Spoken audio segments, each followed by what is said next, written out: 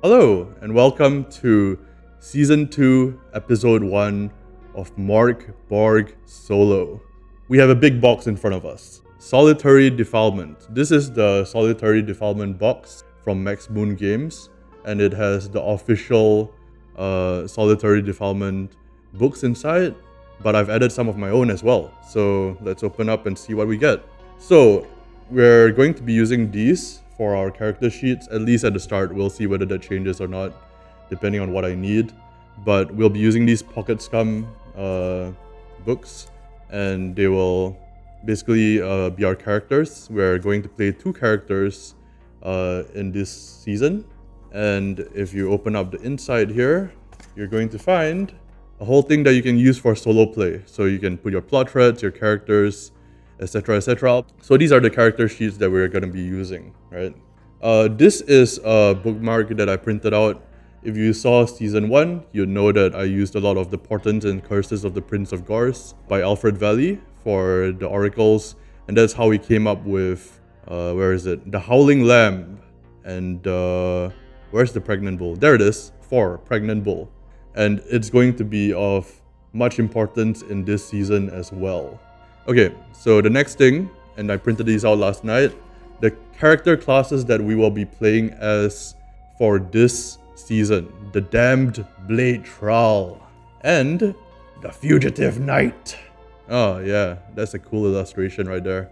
So those are the character classes that we'll be playing as, and I'll get into that in a bit. But I also wanted to go into the other stuff that we're going to be using. We'll be using Solitary Depths, which is my own supplement to Solitary Defilement.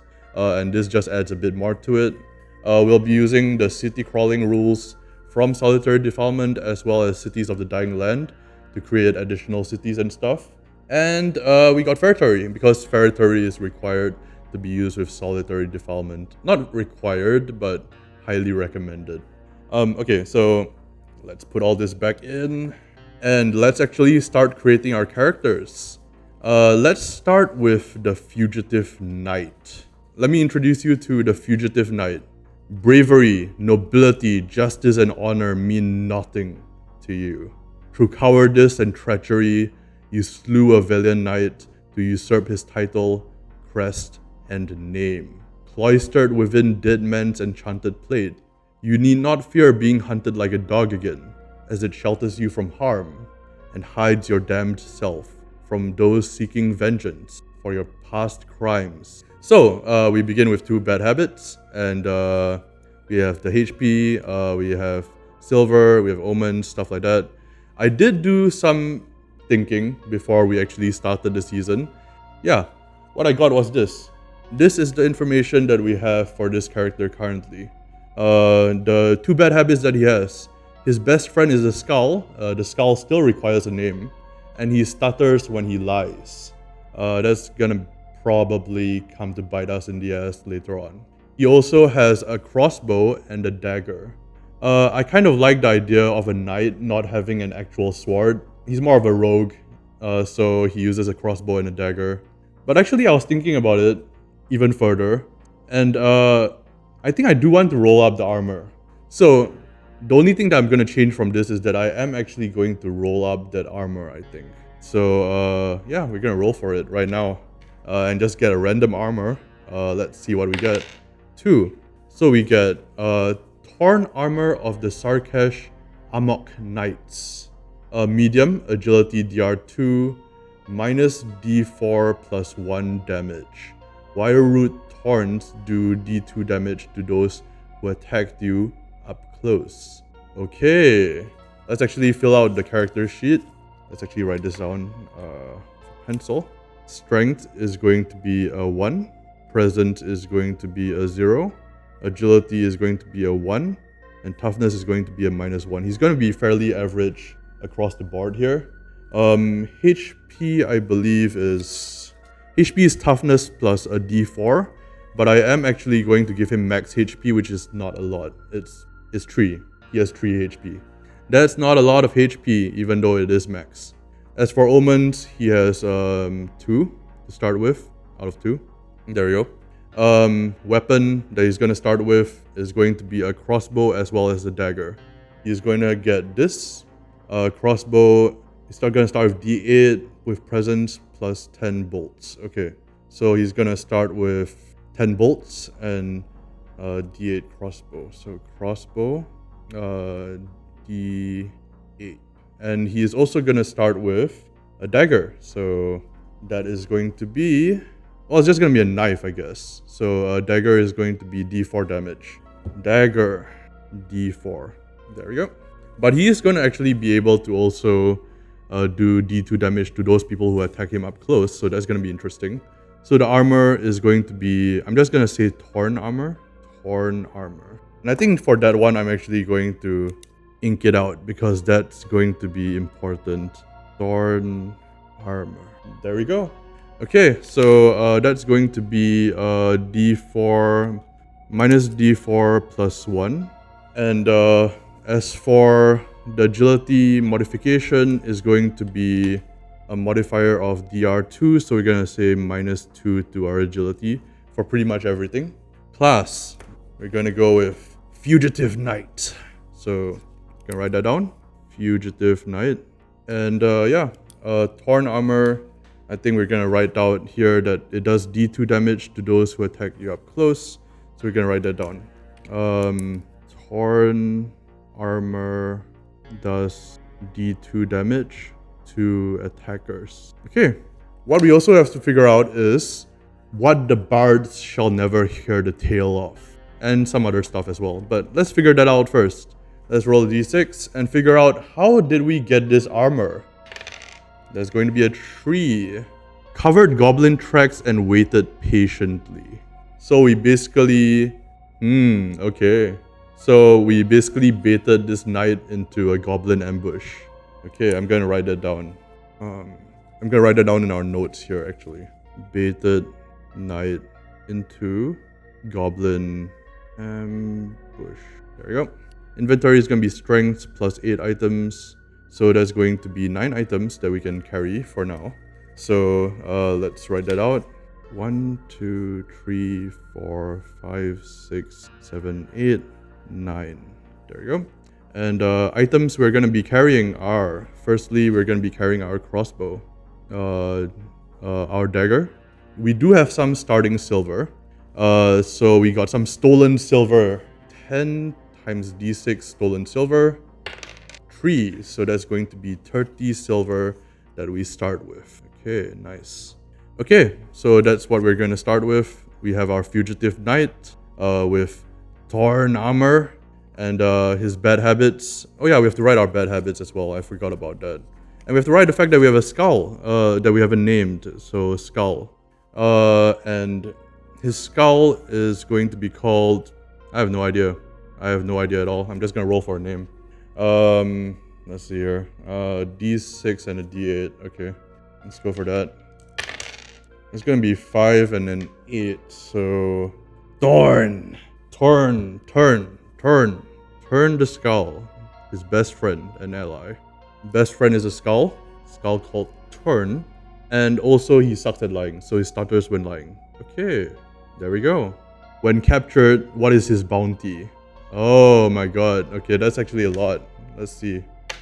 It's gonna be 5 times 6 times 100. Okay. He has a 3,000 silver bounty on his head. That is immense. Oh god, that's bad.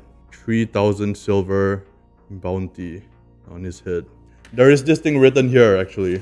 The sizable bounty on your head will make anyone, friend or foe, turn against you should you ever dare remove your helmet. Oh boy. So let's draw up our character here, but first we have to give him a name. Yeah, I kinda don't have a name ready, so we're just gonna roll for it as per normal. But I think, yeah, let's use the Feretory name generator here. So I think Feretory has additional names that you can give your characters. So D4 and a D8. Let's see here. Alright, let's see.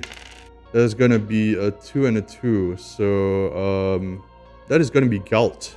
Galt, the Fugitive Knight. So we're gonna write this down, Galt. And we're gonna draw out our character. I actually wanted to integrate a lot of drawing into this particular season of MÖRK BORG Solo. So we'll be doing that a lot. So hopefully that turns out okay. We'll see, we'll see. We know that his armor is covered in thorns. Okay, I think I can work with that. So, gonna have something like that, maybe like that. We're gonna be drawing out our character right now. So he's gonna be covered in these thorns and it's very spiky. I'm trying to think of like a kind of a backstory for him other than that. And I always have to stop myself from doing that because I want it to be revealed during play. Okay, so someone in chat just suggested that since turn is Swedish for thorns, that's probably the goblinized skull of the knight whom he took the armor from. And I think that makes a lot of sense, so I'm actually gonna go with that. I think I'm gonna give him a big pot belly, because why not? And he's gonna hold a small rinky-dinky kind of dagger. I kind of like that idea actually, so let's do something like that. Let's go like that, like that. Okay, and maybe it's like dripping with blood here. And we'll have like maybe his skull of his friend, his best friend, whom he actually killed, is attached to his belt here. So we have a belt here and some thorns coming down here, and we'll now start to properly detail this out just a little bit. Most of the drawings that I'm doing for this series will not take as long as this one is taking, but I wanted to make sure that our characters are well represented, so you know, worth the time, I think. And I think we're just gonna give him a lot of thorns. Why not? Let's just go crazy on it. Let's just go crazy on the thorns here. Yeah, like that. Yeah. Okay, there you go. We'll do some outlining on this. So we'll start to detail this out a little bit.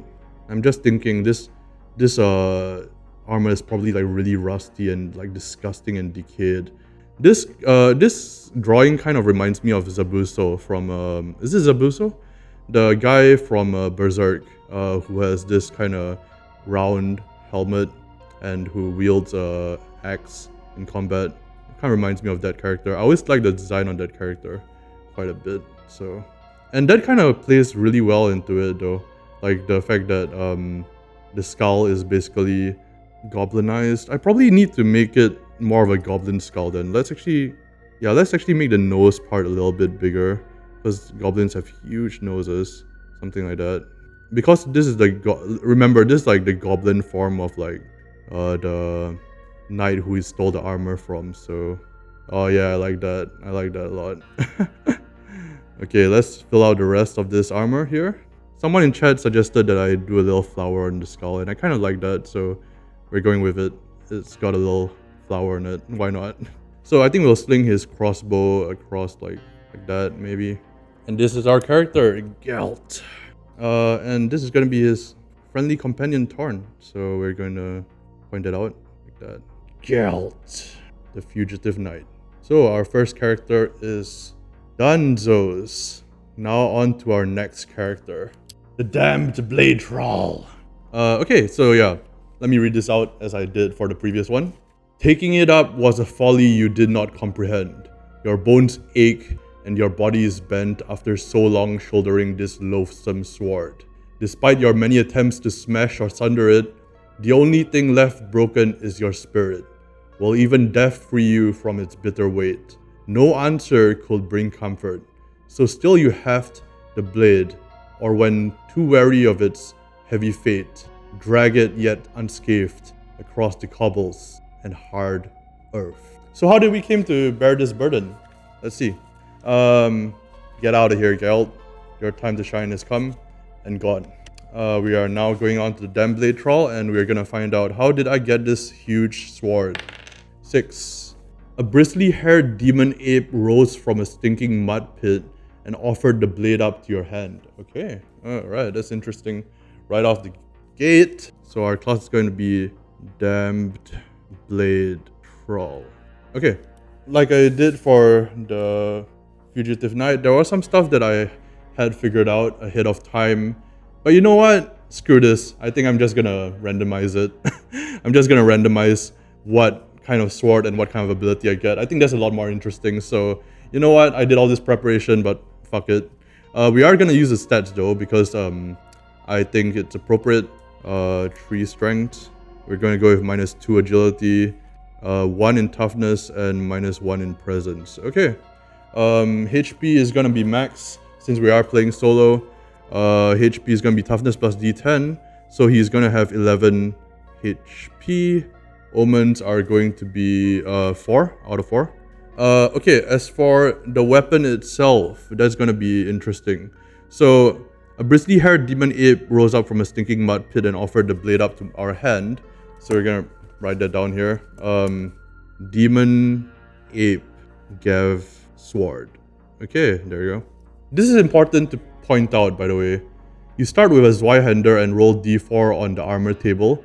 Your Zweihander is cursed, forever bound to you while you live. You cannot be rid of it willingly, and it weighs on you so heavily it counts as 2 items for carrying capacity.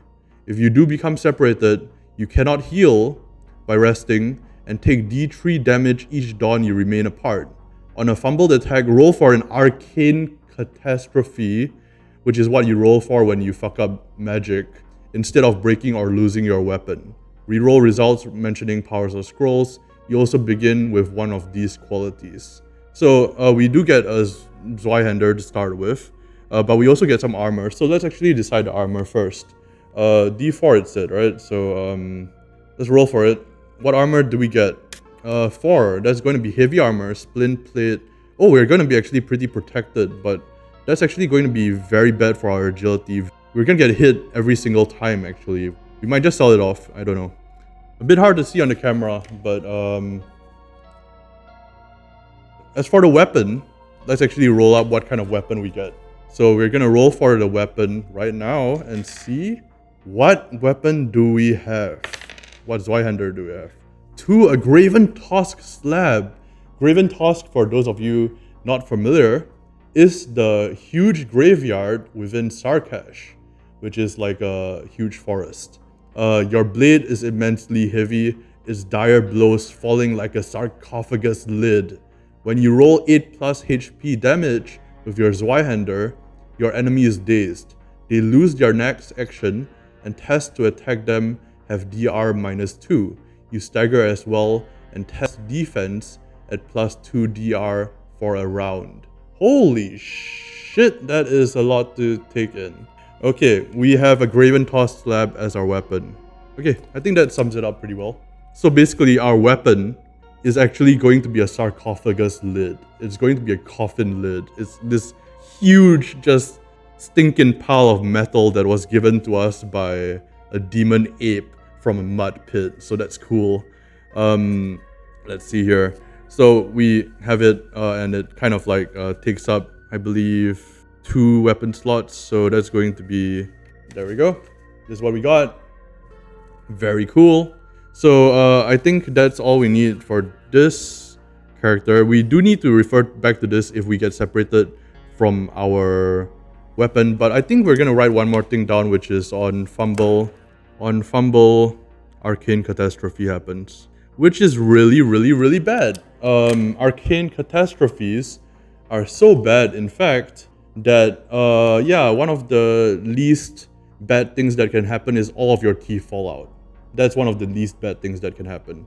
So one of the most bad things that can happen is that you just die.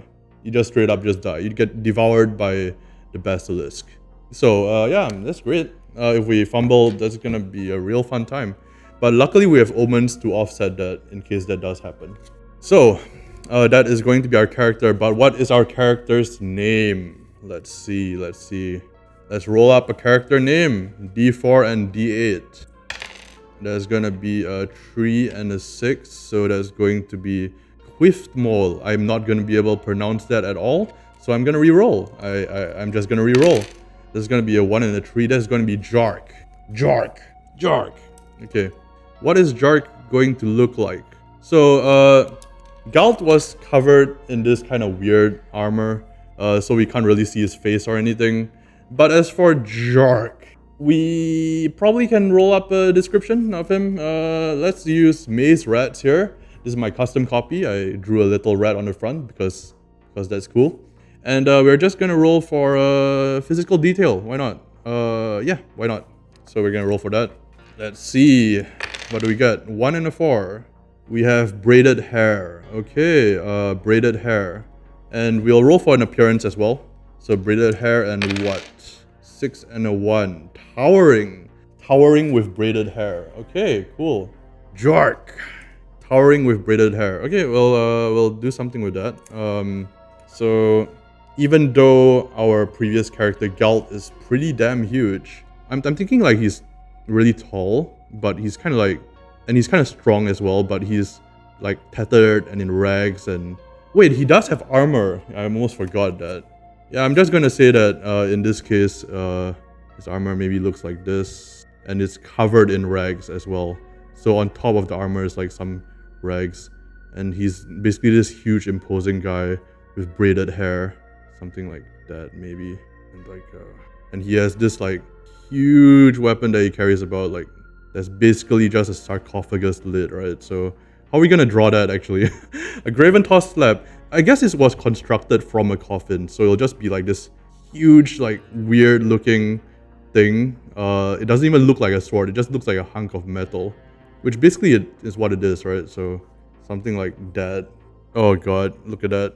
Alright, so I think something like this will be good. Then maybe we'll give him a little bit of a beard as well.